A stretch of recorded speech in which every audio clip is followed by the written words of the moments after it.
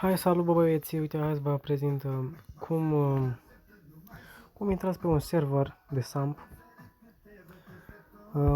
Prima oară adăugați aici, dați aici adaug și IP-ul, dați IP-ul aici, adăugare. După, intrați pe un server, de pe ăsta sunt 2 playeri, dar depinde de roleplay, de stand. Eu intru pe ăsta să vă arăt, să vedeți cum este în play. Așa, acum se încarcă, așteptați câteva minute până se încarcă.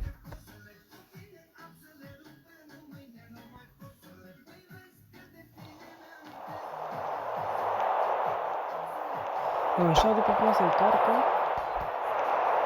după aici vă logați.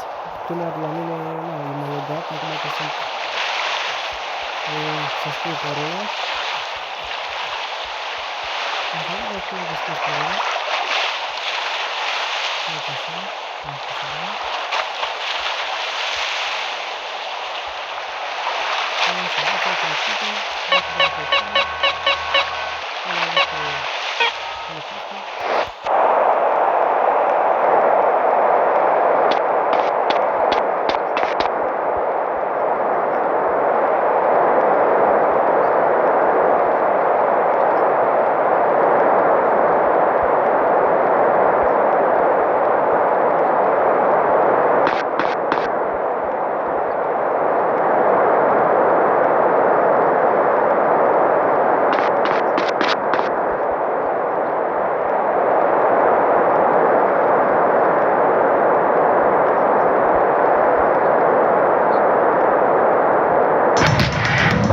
Unde ne vedeți? Evident, și în urma implementării unui vaccin și presupunând că, nu știu, 60%, 70% din oameni vor fi imuni.